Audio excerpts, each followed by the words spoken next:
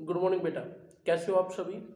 आप देख रहे हो बीपीजी कॉमर्स सॉल्यूशन पे अकाउंटिंग क्लासेस। आज का जो बेटा टॉपिक हमारे पास है वो है इन्वेंट्री टर्नओवर रेशो से कुछ इंपॉर्टेंट क्वेश्चन यहाँ पे हम डिस्कस करेंगे। तो सबसे पहले क्वेश्चन को ही आप अपनी स्क्रीन पे देखिए। इन्वेंट्री टर्नओवर रेशो का एक बड़ा ही इंपॉर्टेंट ये क्वेश्चन है।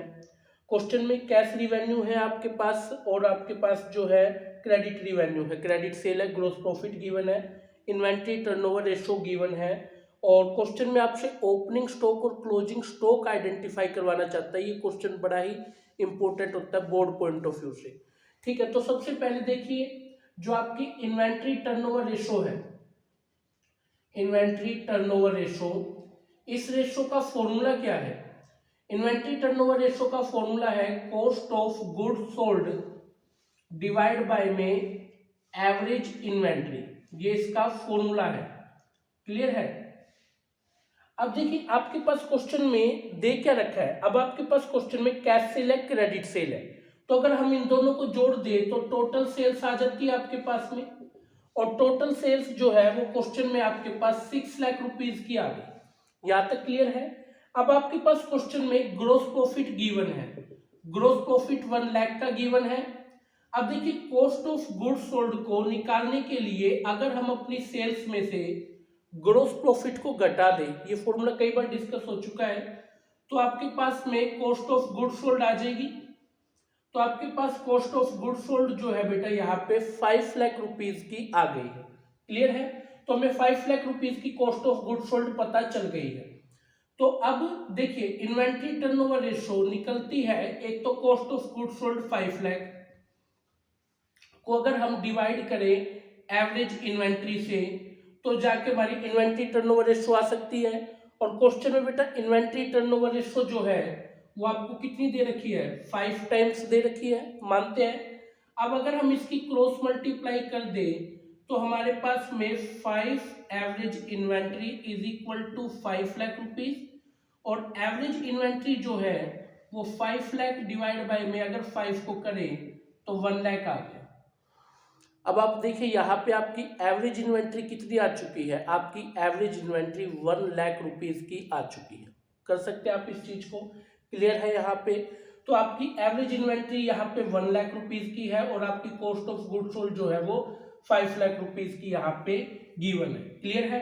अब देखिए एवरेज इन्वेंट्री जब आप 1 लाख रुपीज निकाल चुके हैं, अब आप अपना ओपनिंग स्टॉक और क्लोजिंग स्टॉक निकाल सकते हैं।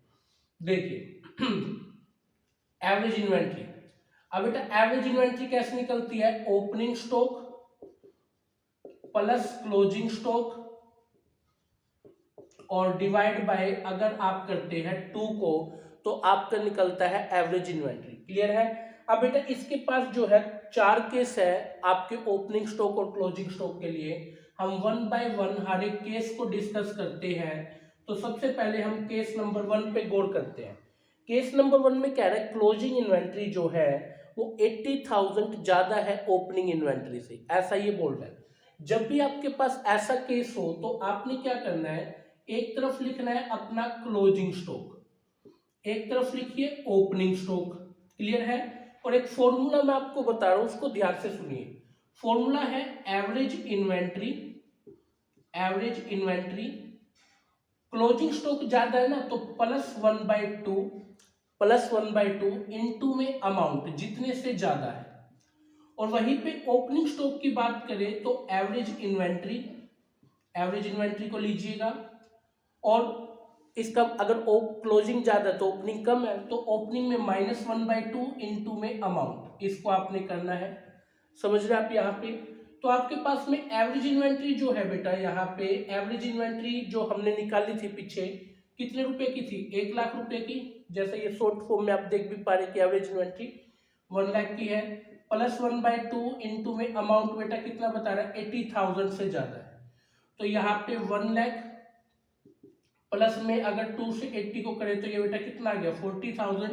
तो इट्स मीन आपकी क्लोजिंग स्टॉक कितनी आ गई, 1,40,000 की आ गई। अब यहाँ पे एवरेज इन्वेंट्री वही 1 लाख रखेंगे, -1/2 इनटू में अमाउंट, अमाउंट 80,000 है ना, 80 से ज्यादा कम था तो यहाँ पे 1 लाख और माइनस के हो गए 40,000 तो इस तरीके से जो है ये कितना आ गया बेटा 60,000। तो केस 1 के अकॉर्डिंग जो है वो आपकी क्लोजिंग स्टॉक कितनी आ गई 1,40,000 और आपकी ओपनिंग स्टॉक कितनी आ गई 60,000। क्लियर है बेटा। इस तरीके से जो है आपने केस 1 के अकॉर्डिंग अपना ओपनिंग और क्लोजिंग स्टॉक को निकालना होगा। क्लियर है। अब हम आ जाते हैं अपने केस नंबर सेकंड पे। केस नंबर सेकंड में आपको क्या कह रहा है कि closing inventory 3 times that in beginning. वो कह रहा है क्लोजिंग स्टॉक ओपनिंग की 3 टाइम्स है। ऐसा करने के लिए देखिए एक तरफ लीजिए आप अपने क्लोजिंग स्टॉक को, एक तरफ लीजिए आप अपने ओपनिंग स्टॉक को, ठीक है। अब देखिए वो कह रहा है दोनों में एक एक को रख लीजिए, दोनों को एक एक रख लीजिए और कह रहा है क्लोजिंग स्टॉक ओपनिंग की 3 टाइम्स है।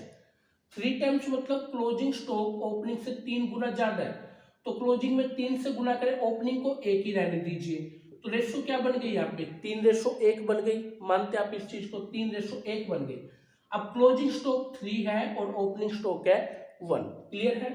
अब देखिए जो ये एवरेज इन्वेंट्री है, ये एवरेज इन्वेंट्री का फॉर्मूला आपके पास लिखा हुआ है कि ओपनिंग स्टॉक और प्लस में क्लोजिंग स्टॉक और डिवाइड बाय में 2 होता है ना। तो एवरेज इन्वेंट्री 1 लाख रुपीज की है।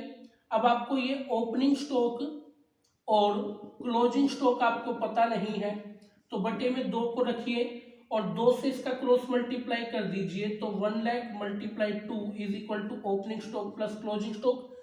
तो आपके पास में यहाँ पे ओपनिंग स्टॉक और क्लोजिंग स्टॉक का जो जोड़ है वो कितने रुपए का आ गया 2 लाख रुपए का आ गया। मानते हैं आप इस चीज को, ओपनिंग और क्लोजिंग का जोड़ कितना आ गया 2 लाख आ गया। तो अब इस 2 लाख में ओपनिंग स्टॉक और क्लोजिंग स्टॉक को बांट दीजिए। तो ओपनिंग स्टॉक आपका कितने रुपए का होगा, ओपनिंग स्टॉक होगा 1/4, क्योंकि देखिए आपको 3:1 में बांटना है ना।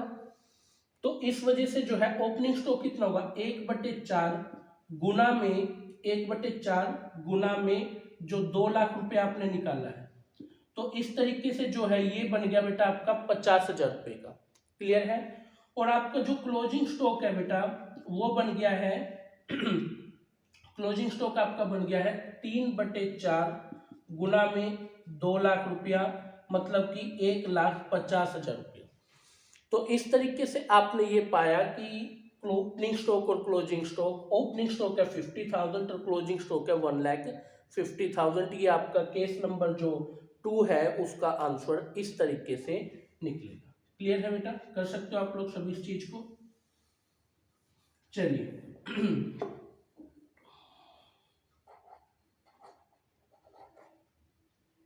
अब हम आ जाते हैं अपने केस नंबर 3 पे। देखिए केस नंबर 3 क्या कहता है कि क्लोजिंग स्टॉक 3 टाइम्स मोर है। अगर हम क्लोजिंग में 1 ले, ओपनिंग में 1 ले, closing stock 3 times more, more word आ रहा है तो मोर आ रहा है तो क्लोजिंग स्टॉक में 3 को जोड़ लीजिए। तो क्लोजिंग स्टॉक 3 + 1 कितना हो गया बेटा 4 और ओपनिंग कितना हो गया आपके पास में 1। तो ये क्लोजिंग स्टॉक और ओपनिंग स्टॉक की रेशो क्या बन गई बेटा 4:1 बन गई। उसके बाद आपने बिल्कुल ऐसे ही ओपनिंग स्टॉक और क्लोजिंग स्टॉक से वैल्यू 2 लाख रुपए इसमें भी सेम ऐसे ही निकालनी है। तो ये 2 लाख रुपए आपको पता ही होगा किस तरीके से मैंने आपको निकालने सिखाया थे, ऐसे ही निकालने हैं। तो इस तरीके से अब आपका अगर देखा जाए कि क्लोजिंग स्टॉक कितना है तो क्लोजिंग स्टॉक हुआ बेटा 4/5 गुना में 2 लाख रुपया और ओपनिंग स्टॉक कितना हुआ बेटा, ओपनिंग स्टॉक हुआ 1/5 गुना में 2 लाख रुपया। तो इस तरीके से 1,60,000 रुपये तक हो गया आपका क्लोजिंग स्टॉक और ओपनिंग स्टॉक बेटा आपका कितना हो गया 40,000 रुपीज का। तो इस केस में क्लोजिंग स्टॉक आया आपका 1,60,000 और ओपनिंग स्टॉक कितना आ गया बेटा 40,000 रुपीज का। कर सकते हो बेटा आप लोग इस चीज को। क्लियर है, हो जाएगा सब। ये बस रेशो निकालने का खेल है यहाँ पे। अब एक बार मैं इसको दोबारा इरेज कर देता हूँ। चलिए हम आ जाते हैं अपने केस नंबर जो 4 है, जो लास्ट केस है, इस पे आ जाते हैं। केस नंबर 4 में कह रहा है ओपनिंग इन्वेंट्री 1/3 है इन्वेंट्री एट द एंड की। तो अगर कभी आपको ऐसा मिले ना कि ओपनिंग क्लोजिंग की 1/3 है तो ओपनिंग 1 हो गया और क्लोजिंग कितना हो गया उसका 3 हो गया। तो ये रेशो बन गई 1/3 रेशो बन गई। उसके बाद में एवरेज इन्वेंट्री से की मदद से जो है ये 2 लाख रुपए का ओपनिंग और क्लोजिंग का जोड़ निकालिएगा तो आपका जो ओपनिंग स्टॉक है, आपका ओपनिंग स्टॉक बन गया बेटा 1/4 गुना में 2 लाख रुपया, और आपका जो क्लोजिंग स्टॉक है वो बन गया आपका 3/4 गुना में 2 लाख रुपया। समझ पा रहे हैं आप लोग इस चीज को? तो इस तरीके से ये बन गया बेटा आपका 50,000 और ये भी आपका बन गया 1,50,000। तो इस तरीके से बेटा आपका जो ये क्वेश्चन है ये कंप्लीट हो जाता है। कर सकते हैं, ये चारों के चारों केस बहुत ज्यादा इंपॉर्टेंट थे हमारे पास में। देखिए बेटा, अब हम अपना एक नेक्स्ट क्वेश्चन जो है वो डिस्कस करते हैं। बड़ा ही इंपॉर्टेंट ये क्वेश्चन है। क्वेश्चन को आप अपने स्क्रीन पे देख पा रहे हैं। क्वेश्चन में कहता है कि ग्रोस प्रॉफिट निकालिए और रिवेन्यू फ्रॉम ऑपरेशन को निकालिए। ठीक है, निकालेंगे। एवरेज इन्वेंट्री जो है वो गिवन है, इन्वेंट्री टर्नओवर रेशो गिवन है, और एक हिंट दिया गया है कि प्रॉफिट रिवेन्यू का 25% है। ठीक है, अच्छा ये क्वेश्चन है। तो सबसे पहले इन्वेंट्री टर्नओवर रेशो का फॉर्मूला लिखिए। देखिए, मैं ये मानता हूं कि जब तक आप फॉर्मूला नहीं लिखेंगे तो आपको क्वेश्चन का हिंट भी नहीं मिलेगा। तो इन्वेंट्री टर्नओवर रेशो का फॉर्मूला क्या है? Cost of goods sold divide by average inventory, है ना? ये एक फॉर्मूला है। तो आपके पास क्वेश्चन में कॉस्ट ऑफ गुड्स सोल्ड तो गिवन नहीं है, एवरेज इन्वेंट्री गिवन है। एवरेज इन्वेंट्री है 95,000 की। कॉस्ट ऑफ गुड्स सोल्ड आपको पता नहीं है।